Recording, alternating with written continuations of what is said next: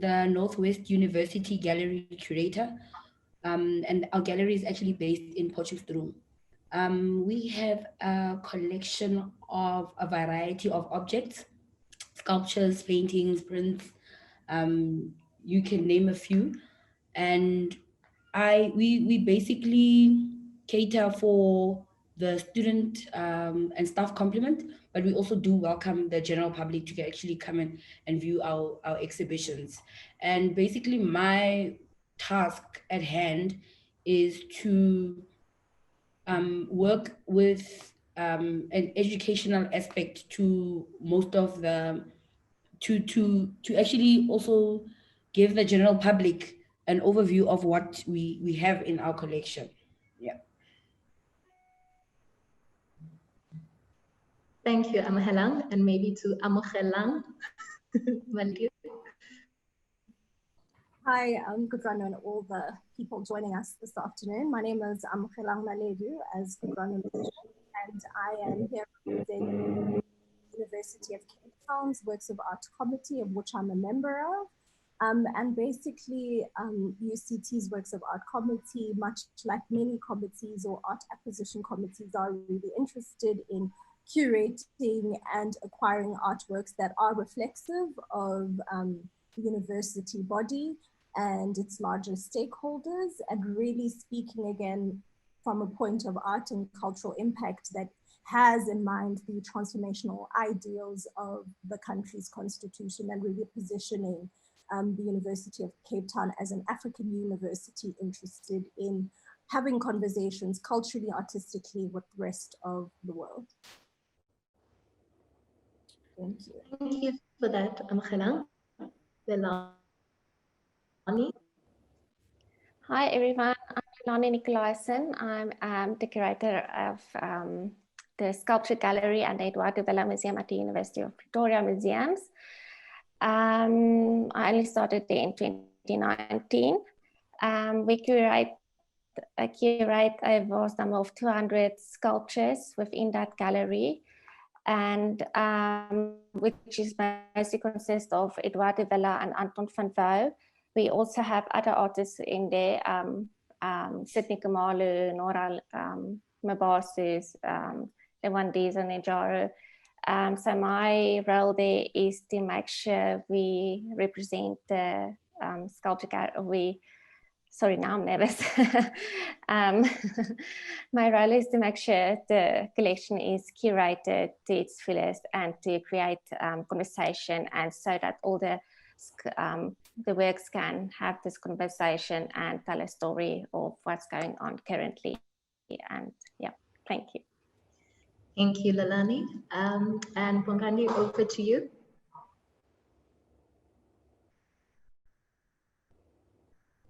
Bongani, you are on mute.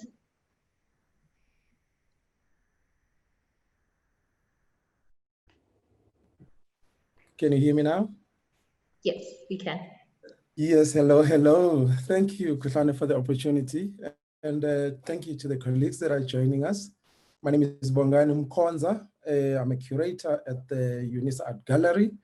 I also curated the UNISA Art Collection. We are a contemporary African art collection started around 1989. We take pride of being one of the most balanced and most representational collection in the country. We have moved our focus from being a South African collection. Now we are aligning to the African agenda. We are more on the Afrocentricity side of view, and we are now collecting from the wider continent. So in our collection, you will find artworks from Ghana, from Nigeria, from up north, from the East, Ethiopia, and also we're still focusing on South Africa. And yes, we do curate exhibitions, and based on the art collection itself, but we also take traveling exhibitions that we collaborate with from other universities and other parts of the world. Thank you.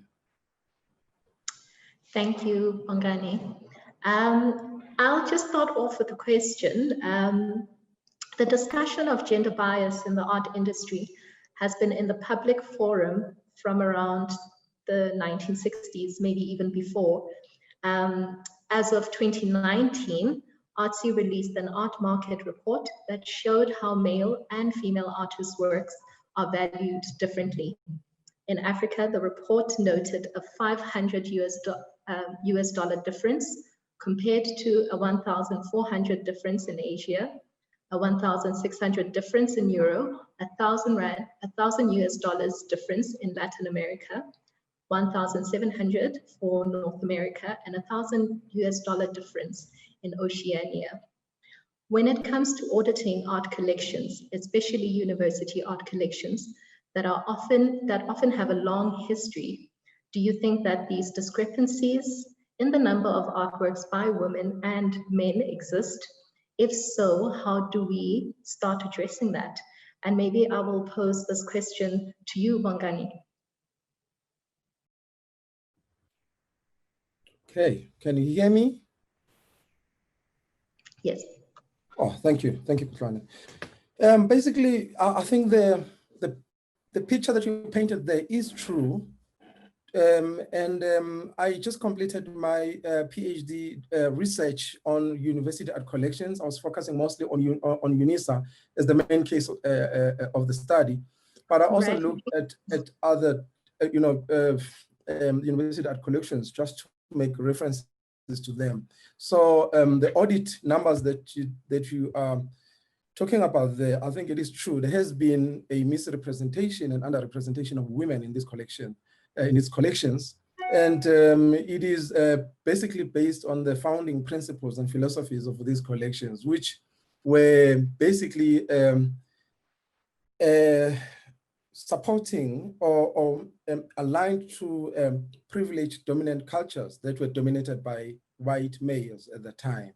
So there has been a lot of work done to it, but we still have a long way to go. But my short maybe input on this will be, yes, the stats are good. Yes, it's good to look at audits, but I think the work, especially because we're aligned to the universities, the work that we do should go beyond the numbers and the figures, and we should look really at the philosophical frameworks and the theoretical frameworks of these collections. And to do that, we need to go to the acquisition policies and say who really designs these policies, for what reasons. And when you look at these acquisition policies, for instance, like women, like just the word, there's no such a thing as women in that policy. So, or in those policies. So we just to, because I can go on and on with this, maybe in terms of what I'm talking about in terms of looking at philosophy, is it has other universities have done that in terms of addressing the gaps. They call it filling in the gaps in the collection, but also that is quite problematic in a way, because when they fill in the gaps, is they are taking what has been excluded and they're aligning it to the dominant culture that has already existed there. So when you look at that, then they will go and get artworks that has content that is aligned to the founding principles of that collection. So for instance, in my research, I looked at the exclusion of Black artists.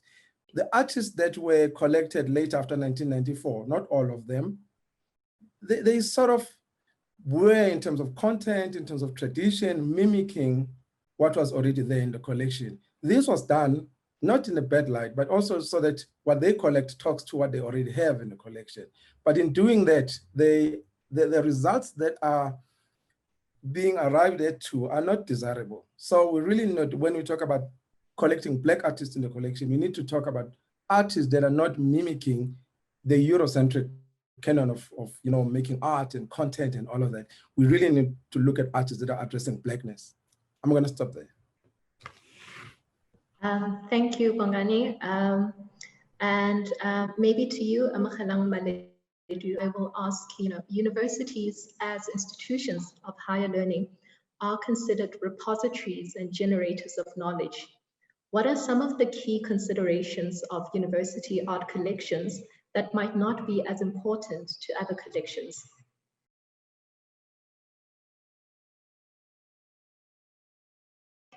Sorry, you're still on mute.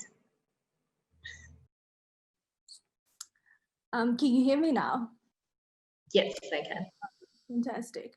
So just to also kind of touch on the point that Bongani mentioned, I mean, with the University of Cape Town's art collection, this was founded in 1920.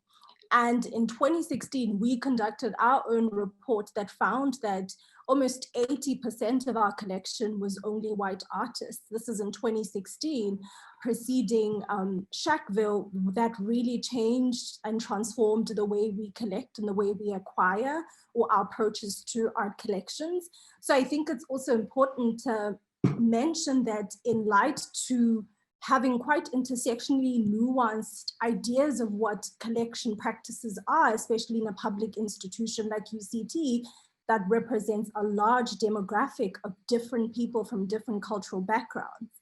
And I think right now, with our concern as WOAC, we not just interested in just ticking the boxes of gender, of race, but also really interested in even engaging the cultural kind of culture itself of the university and its artistic production and how inclusive that is.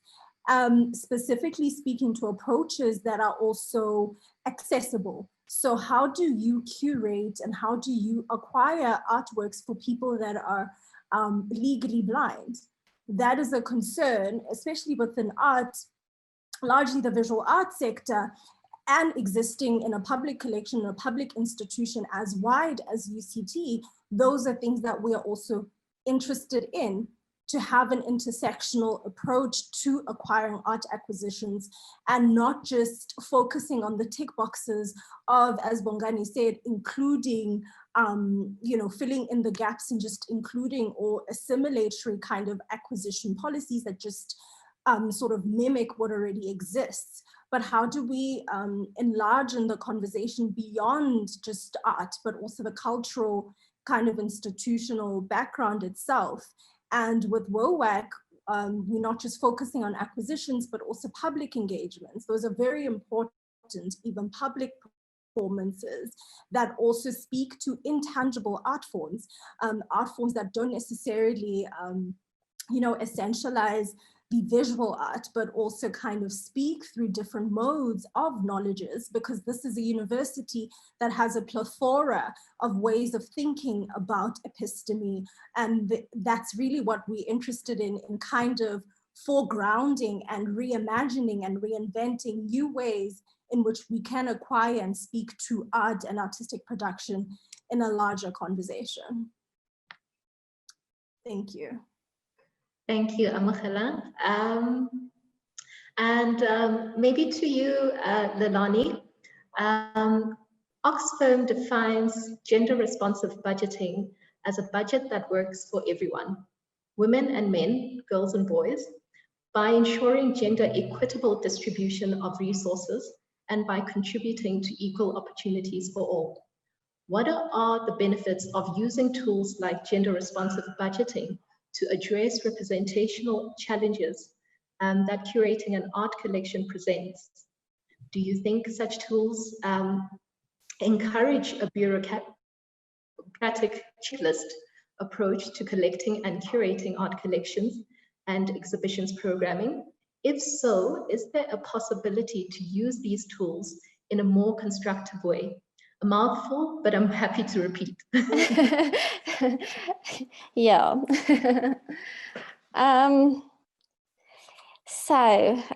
Yes, I've agreed there are tools, and to curate, what's that word you used?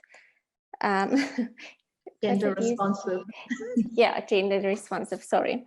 So there's definitely tools. The University of Pretoria, our art committee is they're following like the institution's mission for collecting. So the funds that we have does go to collecting women artists and Black artists' works. So yeah, so tools, I think, is to plan. I think you need to repeat that for me. I'm so please, can you repeat that last section? Sorry, I was asking what are some of the challenges that using such tools present? Do you think that it encourages a bureaucratic checklist approach to collecting? And if so, is there a possibility to use these tools in a more constructive way? Okay. So, so challenges, I think, is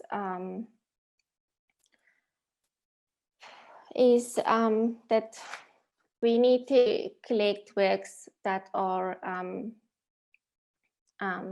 what's the word, visible now, which speaks of time now. And I think like what Ameleng said about filling the gaps, maybe it's not always the right thing. Maybe you need to look at what's going around us now and how we can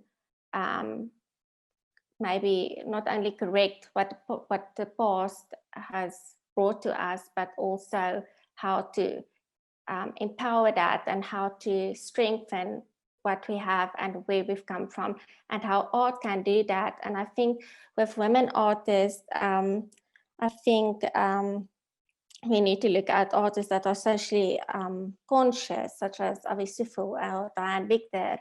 And I just want to see if I have all the things. And yeah, so we need to look at those checklists, those bureaucratic checklists, and how we can make art or women art more conscious. I've been looking at some galleries last night, and I saw like major galleries in Johannesburg, and I saw that less than 20% of artists represented by commercial galleries are women. And I was thinking, how do we fix that? Like it's, yeah. Yes, thank you. I hope I answered your question. Thank you, Leilani. I'm Helang with an H. Since 2016, the National Museum of Women in the Arts has been asking, can you name 5 women artists on social media each March during Women's History Month in America, using the hashtag 5 women artists. The campaign calls attention to the fact that women have not been treated equally in the art world, and today they remain dramatically underrepresented and undervalued in museum galleries and auction houses. In South Africa, we celebrate Women's Month every August 9th, or Women's Day every August 9th. It is during this month that we see a flurry of airtime given to women artists and art practitioners. Are there any real benefits to space created for women every year and just for that time? That's the first question really. And just the other is, how can this activity be sustained throughout the year? So beyond August as Women's Month. And lastly, are there any benefits of joining global initiatives such as hashtag 5 women artists that are usually created with non-African women in mind? Thank you for your question. there are benefits to having this bit of airtime for the artists, especially with regards to how most of our exhibitions and are thematically organized with regards to the curriculum, because most of the university art collections work on a thematic approach to having these exhibitions. So usually we have women for Women's Month, and we've got Youth Month for June, you know. So those are the kind of things that kind of pose a limitation to what can be done with regards to giving a platform for women artists in South Africa. And with regards to, well, since I've been here, so I arrived in 2019, and I actually tried to do it in a different way, because I know the National Women's Museum does it in March, and it usually doesn't work nicely with our calendar. So then you actually will have to either move it to August to actually kind of suit everybody, and with the themes that are currently happening in other different galleries, commercial galleries.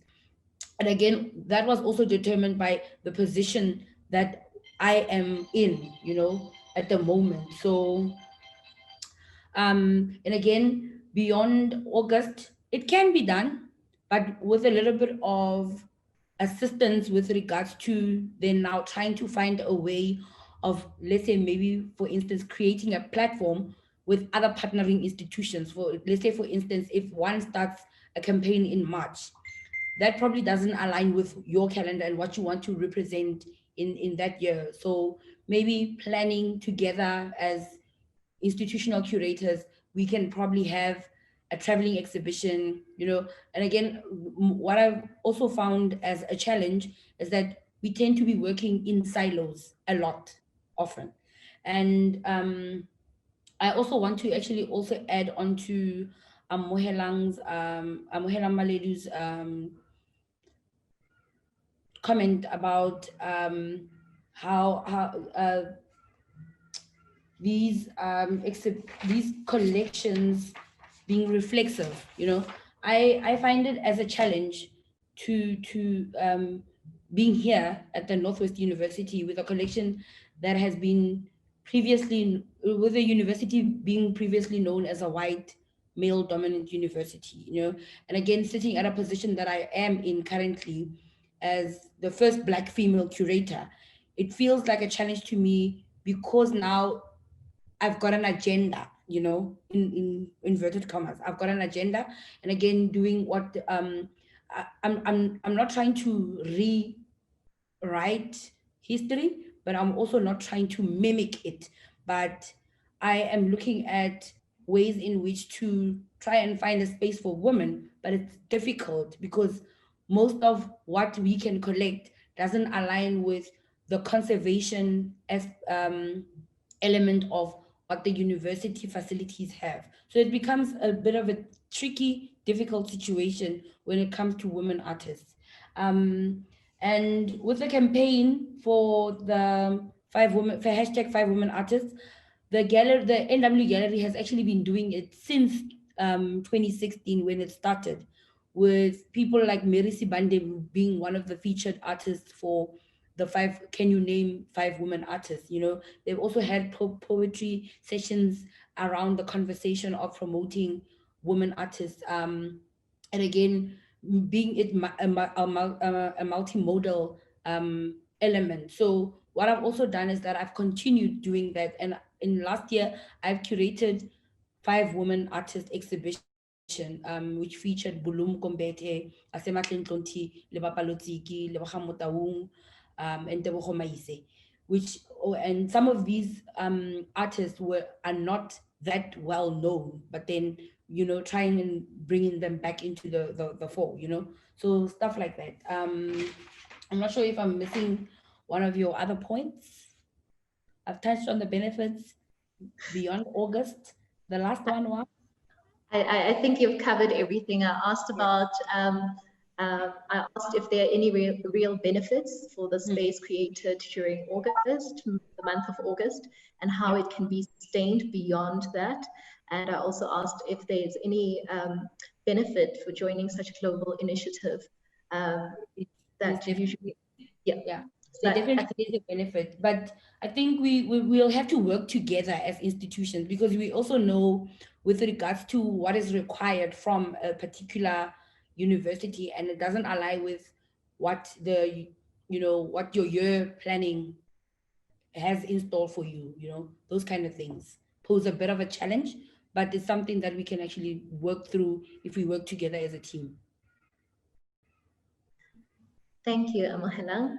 I'll pose this question to the panel members, all panel members, and I think it has been briefly touched on by both Bongani and Amohelang. Often there's a perception that in trying to rectify these inherited issues, university art collections seem to neglect the current generation of artists. Is this true? If so, how can universities stroke a better balance between the two, especially given that most university collections do not have a substantial acquisitions budget and rely on donations? It's open to you. Chair, may I try and address that question? Yes, please. Yeah, I think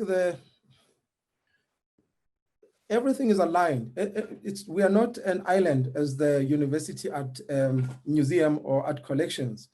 So we need to look at what is happening at all levels of, let me say, government or administration.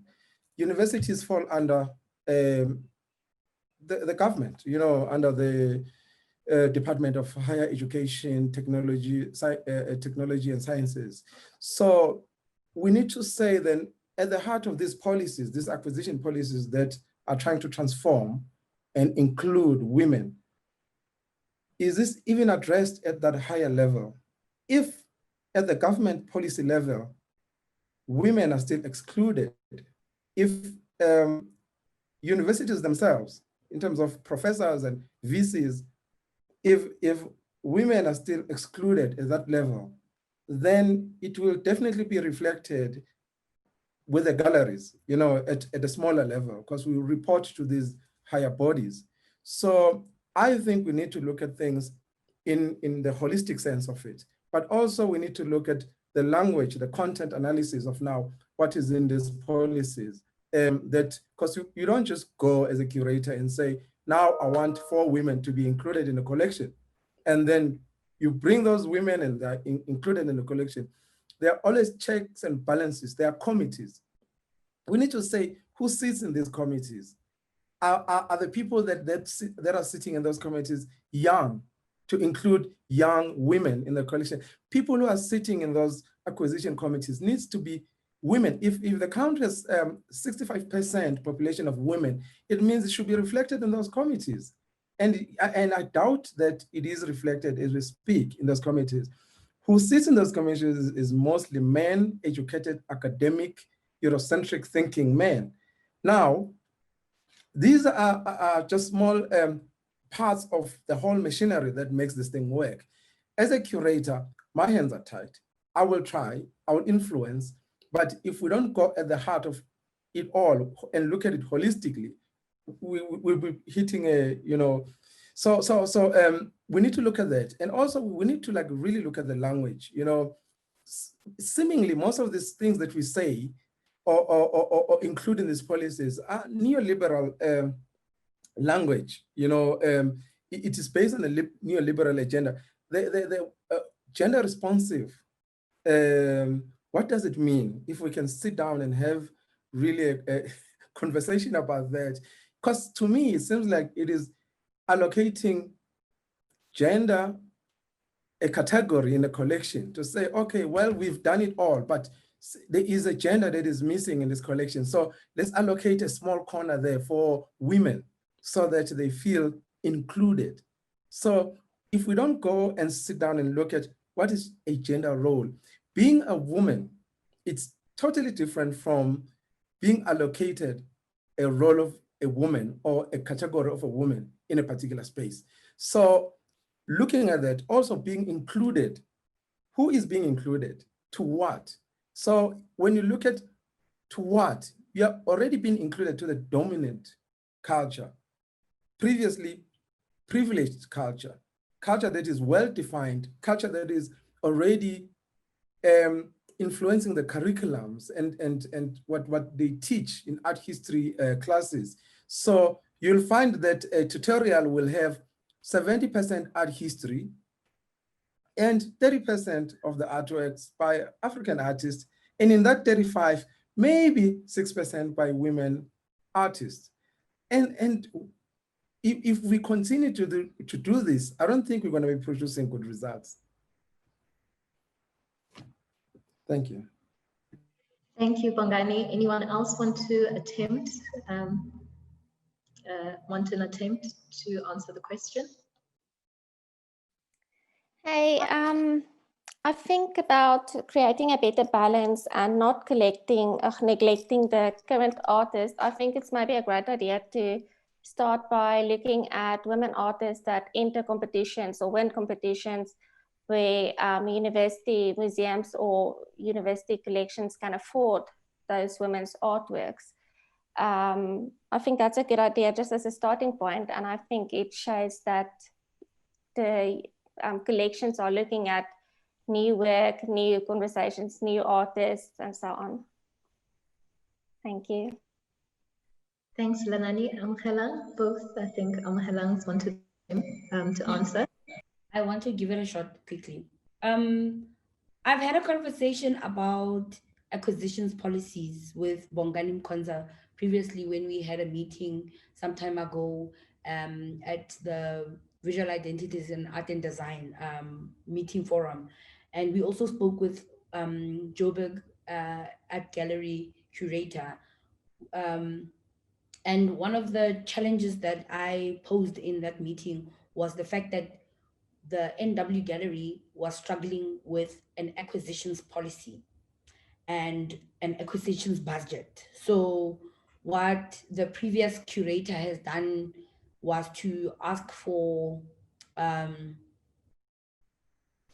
people to donate some of their works, and then, well, with a few that have been bought, but mostly are men, you know. So, and then again, I wanted to also touch on the gender role, you know, and gender responsive, and how gender is kind of now so fluid that we don't want to start now blurring the lines, you know.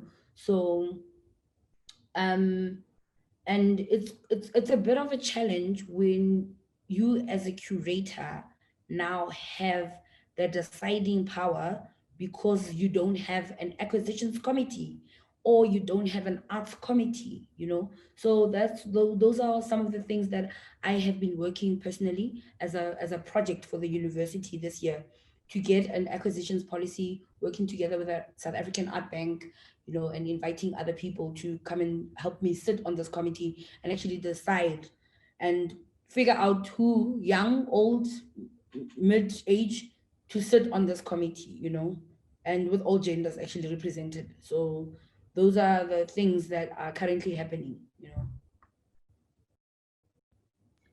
Thank you, Amkhelang. Amkhelang, do you still want to go?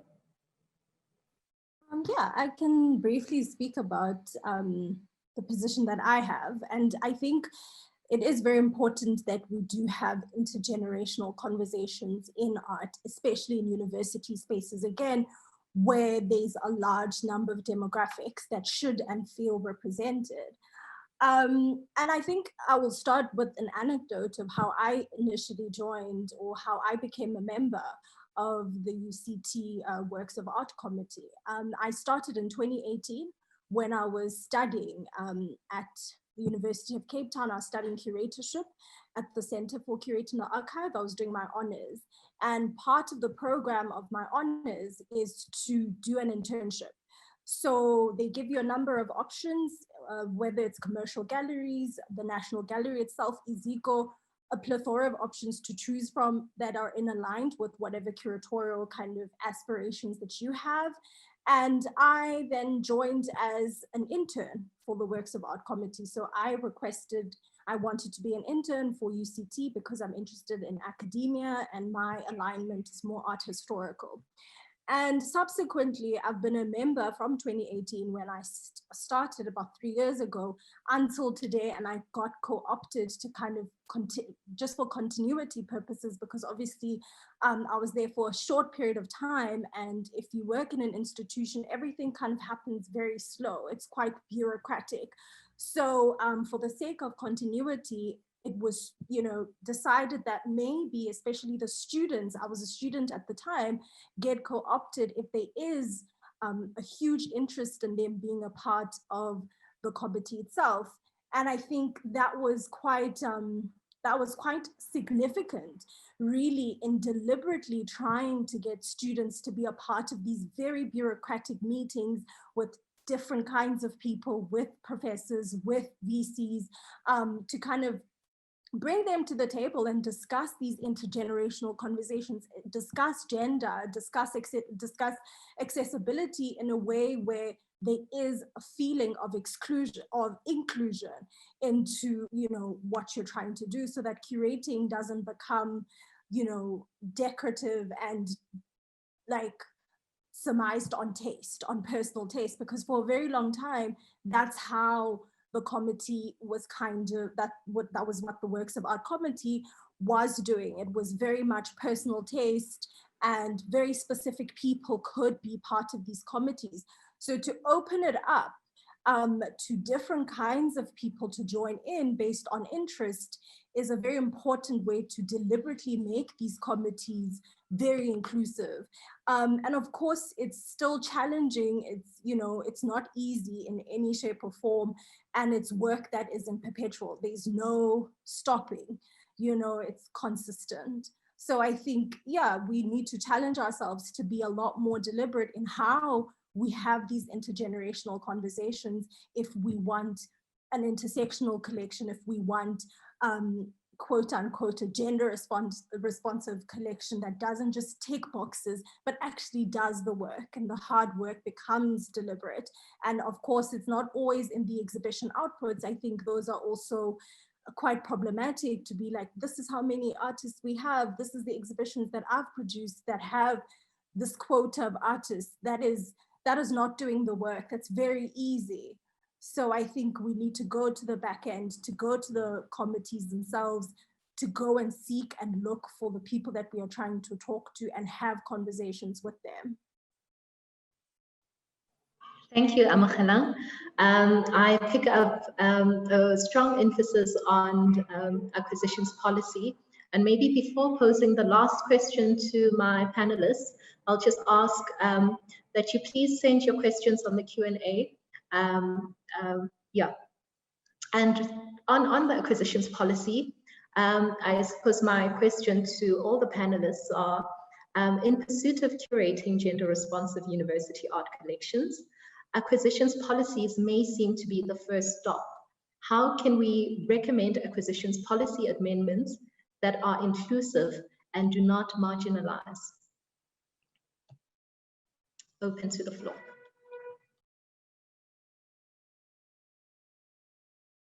No takers. Bongani, just smiling. Yes, Chair. Maybe you might have picked up that I'm quite wary of inclusiveness, and again, I've touched on this. I'm going to repeat myself. I think that we should go beyond including what was left behind and look at what we are doing, like really be serious about the content, the process, and the policies of what we are doing. For me, it seems like the policies and the processes that excluded are still the ones that are hard at work now in including, in filling in the gaps. with a view that the ones that were excluded have no agency, have no content, have no identity. They are just like parcels that were waiting to be excluded. So we are picking them up. We are looking at how you use the puzzle and you fit them where they're supposed to fit.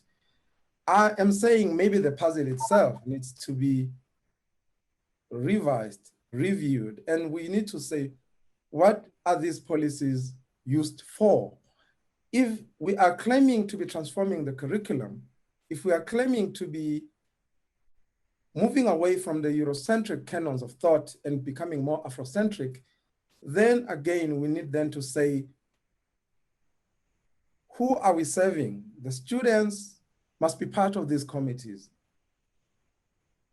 Students must be part of these webinars. Artists must be part of the conceptualization of what we are doing, because this is the community that we are claiming to be serving.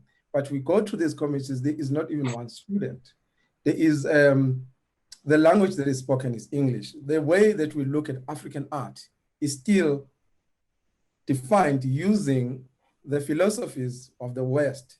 So it is a whole lot of things that should play part, but we need to end the way we're looking at things right now. It sounds a bit radical, but I don't see any other way. We really need, if we say we're looking at the decolonized African university, that should then filter into what we are doing, not just what we are saying, but practices and policies and processes should also reflect that.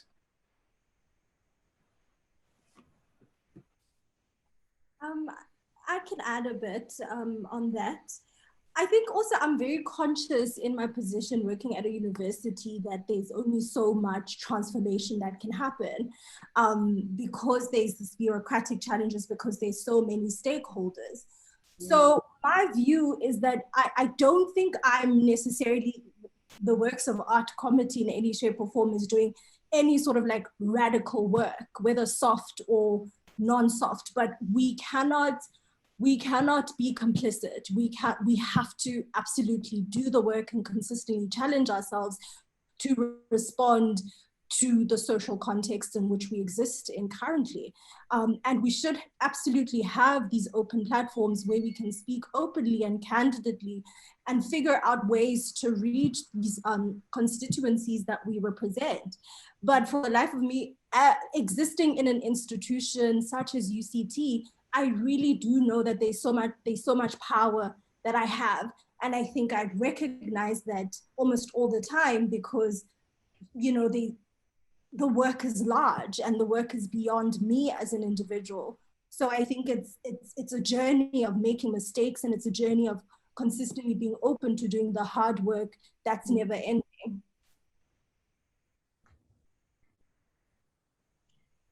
Thanks, Samukela. If no other panel members would like to answer the question, I have a question from the floor. I don't know if anybody wants to answer the last question or not. I want to give it a shot. Okay.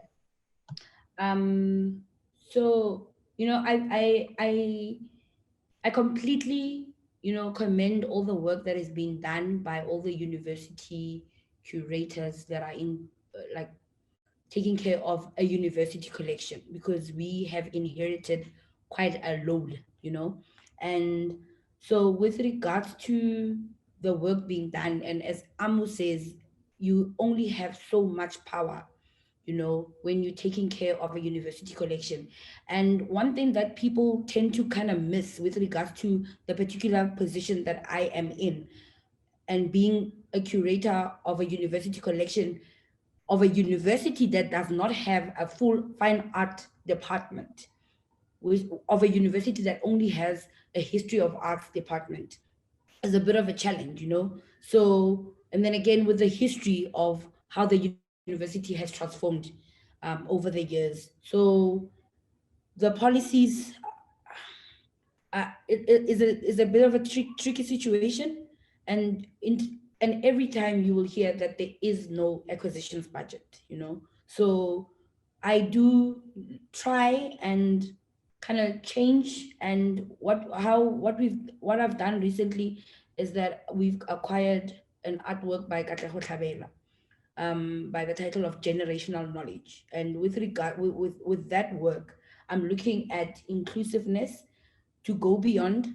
It's about the content and the educational value that it will carry over throughout the years. So those are the kind of important things that you need to look at when you're starting to find works, you know. And again, it's by a male artist, but it's relevant with what is currently happening. You know, those are the kind of challenges and experiences that I have. Thank you, Amahelang. Nalani, I don't know if you are happy for me to take the questions from the participants. Okay. A question from Stephanie Kostner. Dear panelists, thank you very much for this very inspiring discussion. I would like to have more information about gender responsive budgeting. How does this work? I'm a librarian. Could this way of budgeting also be a possibility to augment the number of Black and female authors in our library collections? I don't know if anybody would like to respond with ways to help Stephanie in collecting Black and female authors for her library. Anyone? No takers. Okay. I don't know if anybody else would have a question. And just Stephanie, gender responsive budgeting is it's a tool that has been put forth as a way to monitor and evaluate the commitment of organizations to attaining gender equity. And I think there are quite a number of online resources on that. Not sure if anybody else has a question.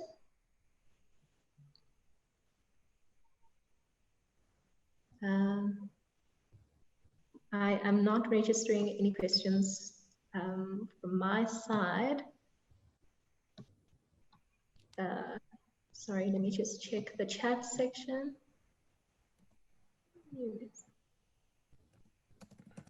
Okay. There's a question from Sakele. Hi. Sorry, Tabi in the background. I think Amokelang may have wanted to answer Stephanie's question. I'm just not sure. Were you going to answer, Amokelang? Okay, no problem. Thank you. Yeah, I think no questions from anyone. Thank you so much to the panelists for joining this afternoon. I thank you for your time. I know this is a very busy and awkward time, so I'm really quite honored that you took the time out of your day to join us this afternoon. I think we had a engaging and quite an informative discussion. Thank you to all everyone who has joined. And I see a question from Sakele. I don't know if this is posed to the I don't think it's posed to the panelists, but I think it's posed to anyone in general. Oh, other questions. Sakele is asking, sorry. Sakele is asking is saying on the 20th of January 2021, we are hosting Impinda People Art Book Stories in Khayelitsha. Can someone assist with resources or strategic partnership? And I have a question from, another question from Thomas Shiva, who asks, I have a question to all the panelists. It's about the whole thing and how that fares up with feminism movements, and how true gender equity rules are often abused. How the gender equity how the gender equity rules are often abused. I don't know if anybody would like to answer. And there's also another question from Tony. My name is Tony Luza. I'm an artist, painter, graphic designer, and musician from DRC, but based here in Pretoria. My question is for Bongani. What are the conditions for an African work to be collected in your gallery? And what are the advantages for artists after being selected in terms of percentage or revenues for the artists? I don't know if any, Bongani, I don't know if you have an answer for Tony.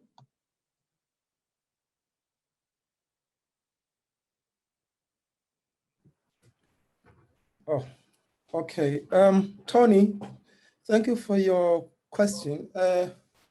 Basically, what you do is you propose your work to the acquisition committee through the curator. So you can send us an email or phone us and give us your bio, your portfolio of work, and obviously the pricing of how you like us to go about looking at buying your work. Then there are two committees that sits. The first committee is called the Gallery Committee, which is the first committee. It's comprised of the members of the department. The department is called the Department of Arts and Music. So they look at it. So they're already familiar with the collection. These are the people who've been with the collection for ages. And they will look at the quality, they will look at the policy if what you are proposing is part of what we are collecting. So from there, the work is recommended to the acquisition board, which is the deciding body. The deciding body is a bigger body, which has not only the UNISA colleagues, but also the outside colleagues. These are the colleagues that are coming from other university art collections.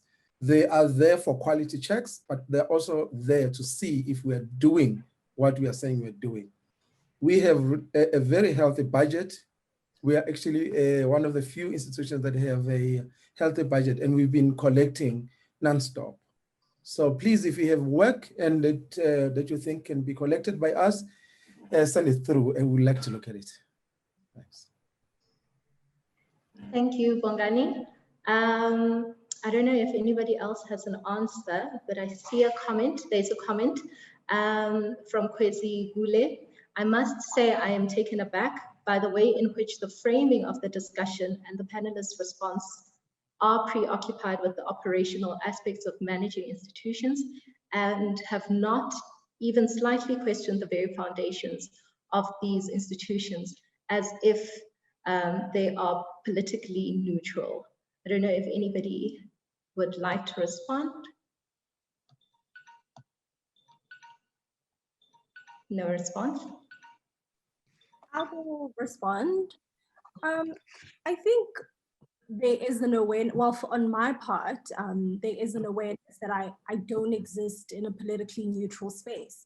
And in fact, the Works of Art Committee that I'm a part of was instituted largely because of Shackville. That was really the entrance point of instigating a new way or kind of really reconfiguring how art collections in universities have been thought of. So in my existence, coming into the Works of Art Committee or being co-opted into that committee, I'm fully aware of the fact that there's so many limitations in the capacity that I have, but also in the very institution that I exist in, and the foundations in which it really comes from, the foundations of the University of Cape Town, the foundations of art acquisitions, of even being part of a committee like that that has so much power.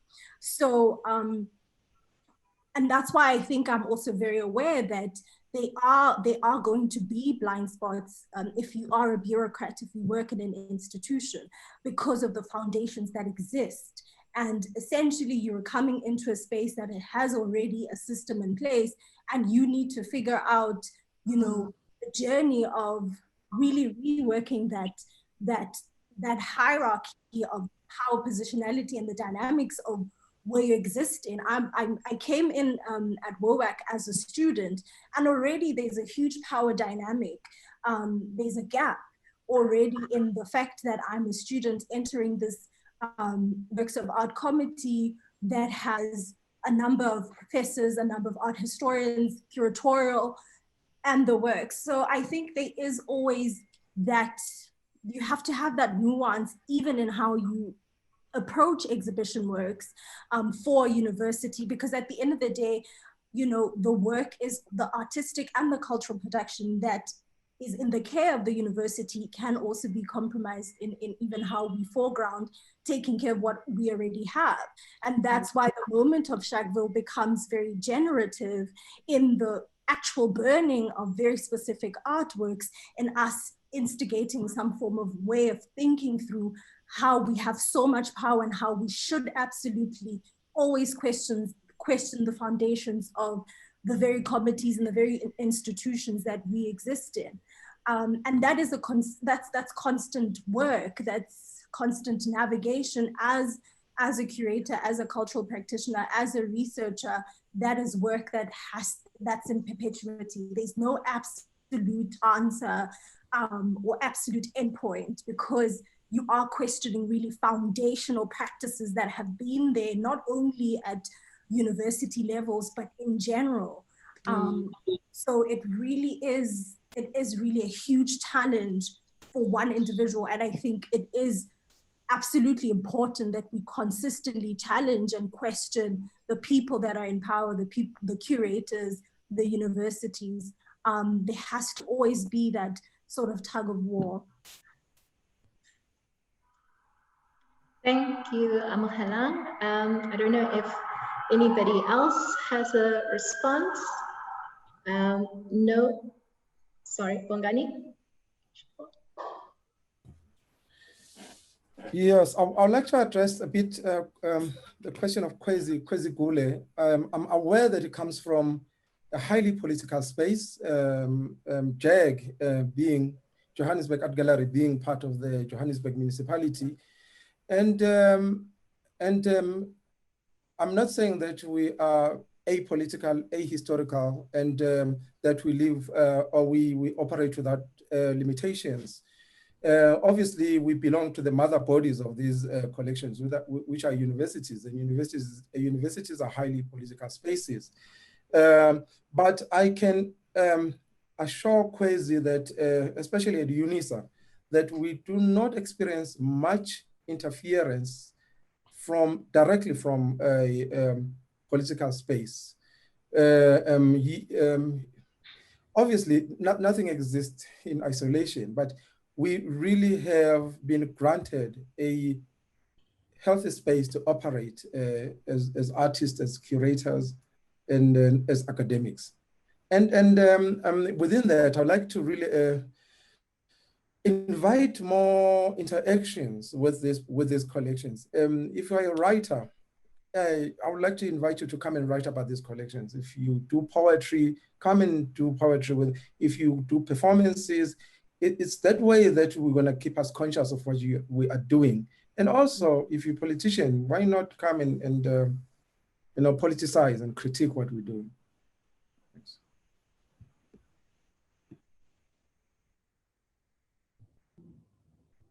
Can I give it a shot?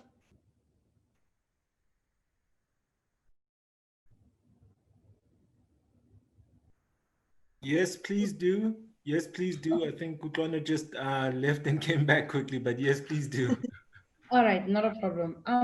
I just want to also address it to Kwezi Gule, and I want to touch base on the operational aspects of managing the institutions that we find ourselves working in.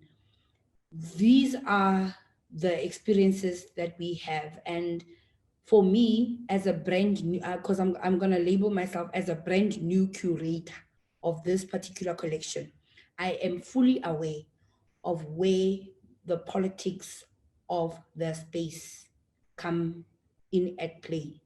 And for this particular task, I am not here to sort of like talk about the political nuances. No.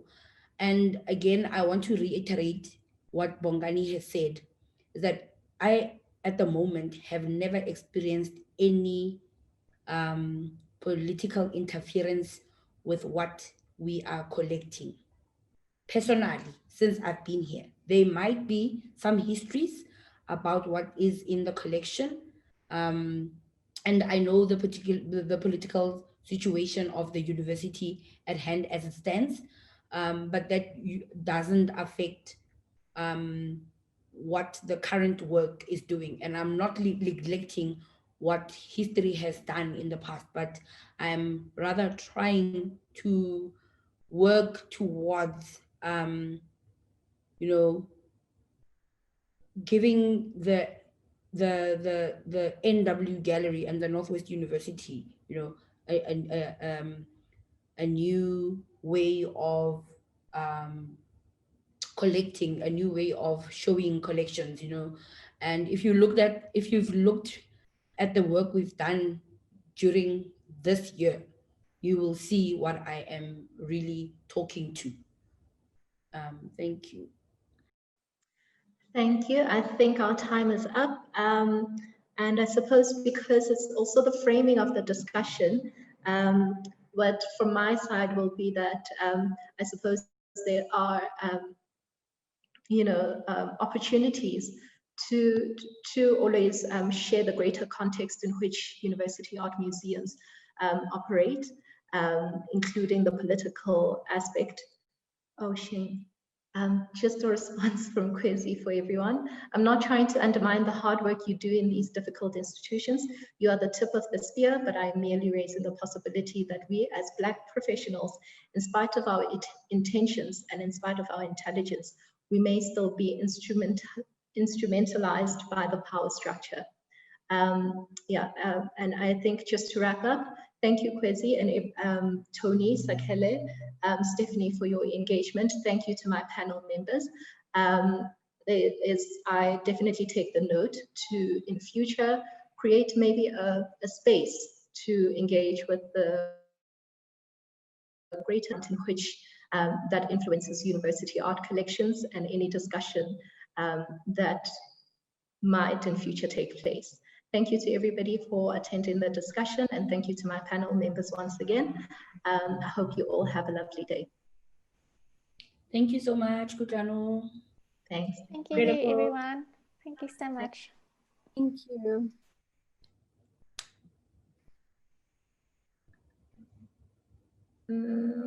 Thank you all for joining today. The panel discussion has been recorded, so we will share it with you all soon. But thank you to all of our panelists and our moderator, Kutlwana. You guys have been amazing. And thank you for sharing the insights and your perspective today. Thank you. Thank you. Thank you, Letabo. Thank you. And I think there was a question from Thomas asking for an email address. Thomas, please go onto the UNISA Art Gallery's website to get a contact detail to send your proposal. Thanks, everyone. Hey, Amos, nice to see you. Bye.